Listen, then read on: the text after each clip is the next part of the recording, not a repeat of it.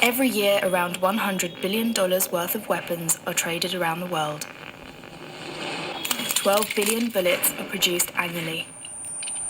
875 million small arms and light weapons are in circulation worldwide. 15,730 1,904 attack helicopters. 8,930 18,175 1,270 large caliber artillery systems. These weapons flow around the world and often end up in the wrong hands.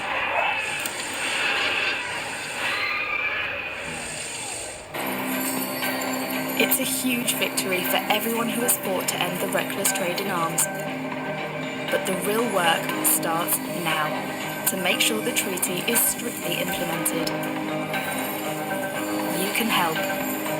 Make sure your government bites the bullet and both accepts and upholds the treaty, and put pressure on the world's biggest arms exporters to join with others to endorse it too.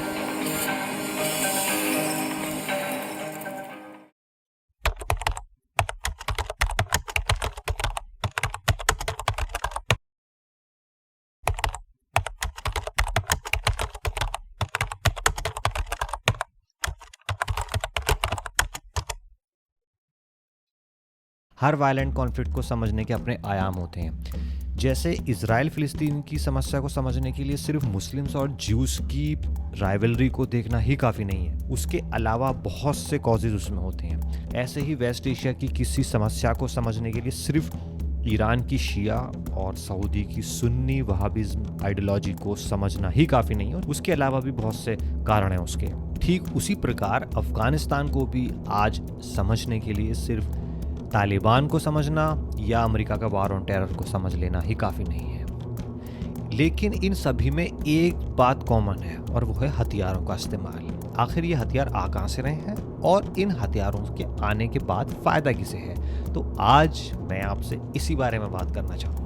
Stanford university के professor प्रिया सातिया अपनी किताब empower of the guns में बताती हैं कि कैसे हथियारों का एक इतिहास रहा है और उसका समाज पे कैसे प्रभाव पड़ा। जहाँ जहाँ ब्रिटिशर्स ने राज किया उन सब जगह एक कंपल्शन बना दी गई कि आप हथियारों का इस्तेमाल नहीं कर पाएंगे। वहाँ रहने वाले लोगों को कम से कम हथियारों से रूबरू कराया गया, उनकी टेक्नोलॉजी कम से कम दी गई और यहाँ तक कि मेटलर्जी को भी कम से कम प्रसारित किया गया।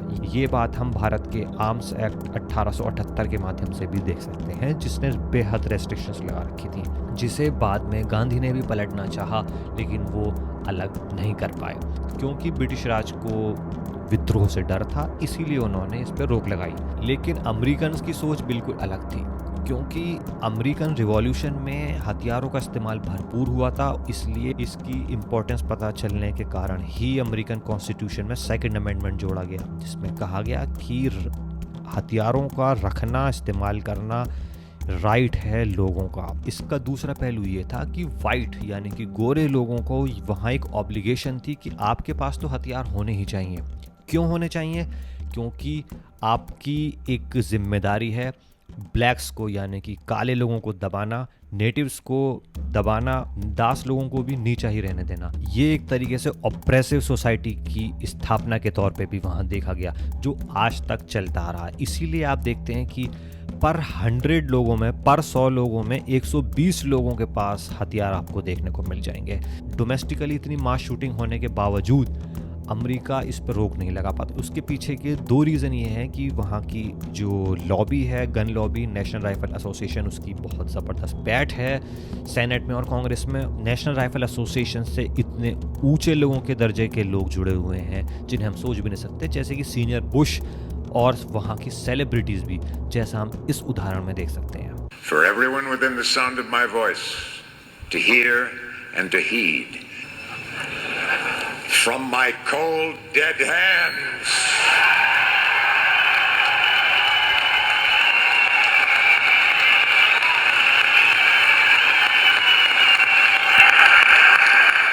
और दूसरा वहाँ सोशल हिस्ट्री, जैसा मैं बता चुका हूँ कि एक ऑब्लिगेशन है फाइट्स के लिए। तो डोमेस्टिकली एक भरपूर व्यापार है हथियारों का, जिससे आप कभी अलग नहीं कर सकते।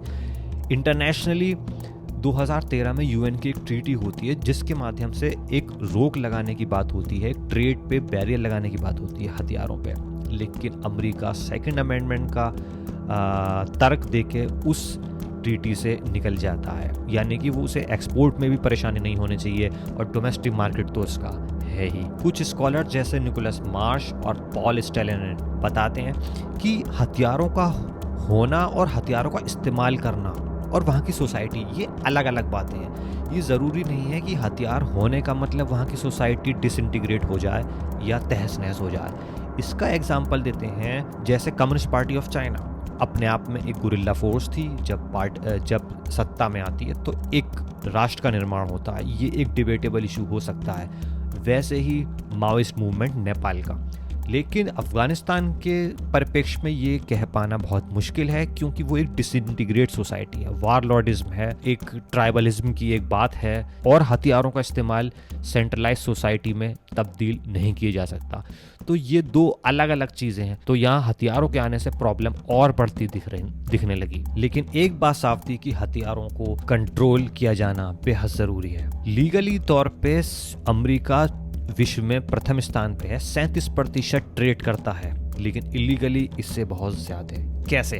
वर्ल्ड इकोनॉमिक फोरम की अपनी रिपोर्ट में 2016 में जर्मनी के म्यूनिख शहर में एक शूटिंग होती है। इन्वेस्टिगेशन होने पे पता चलता है कि इस शख्स ने जो हथियार खरीदे वो डार्क वेब के थ्रू खरीदे थे, यानी कि इंटरनेट को डिटेक्ट कर पाना बहुत मुश्किल है और ट्रेड इसी के माध्यम से होता है। डार्क वेब के थ्रू ही 60% तक ट्रेड होता है अमेरिका का, यानी कि इलीगल ट्रेड 60% होता है डार्क वेब के थ्रू और 25% यूरोपीय यूनियन ट्रेड करता है। तो कुल मिला के जो एक डेमोक्रेसी और जो लिबरल जो बातें होती हैं वही देश इन्हें एक्सपोर्ट कर रहे हैं। ऐसा ही वाकया कुछ दिन पहले देखने को आया जब स्वीडन के एम्बेसडर अमेरिका के एम्बेसडर को ये बताते हैं कि आप नाटो फोर्सेस से ये बोलिए कि वो हमारे जेट इस्तेमाल करें अफगानिस्तान में ताकि उसका एक्सपेरिमेंट हो सके, जिससे मार्केटेबिलिटी और बढ़ जाए इन जेट्स की। ये एक तरीके से खुला वॉर क्राइम है कि आप हमारे हथियार यूज़ करिए, इस्तेमाल करके देखिए अफगानिस्तान में। 18 सितंबर 2001 ये वो समय था जब American president George Bush order sign करते हैं ऑफिशियली वॉर का। अगर उस दिन आपने कुछ स्टॉक्स खरीदे होते अमेरिकन स्टॉक मार्केट में, तो अब जब अमेरिका वहाँ से निकलता है 15 अगस्त तक उस स्टॉक की कीमत कई गुना बढ़ जाती है। और वो किन कंपनियों के स्टॉक बढ़ते हैं? वो सिर्फ 5 डिफेंस कंपनियों के स्टॉक बढ़ते हैं जिन्होंने पूरे रूप से अफगानिस्तान को हथियार सप्लाई किए। यहाँ तक कि जिस शिपिंग में तेल जाता था उसके भी स्टॉक बढ़े। इनके बोर्ड ऑफ डायरेक्टर भी रिटायर्ड मिलिट्री ऑफिसर्स होते हैं। कमेंटेटर्स ने 2005 में बता दिया था जब वाई वी फाइट डॉक्यूमेंट्री आती है जिसमें इस तरीके की वॉर को एक बिजनेस मॉडल के रूप में बताया जाता है और वो अब से नहीं है, वो वर्ल्ड वॉर सेकंड से चलता हुआ आ रहा है। इजराइल भी एक बेहतरीन एग्जाम्पल है कि कैसे आर्म्स को एक्सपोर्ट करके एक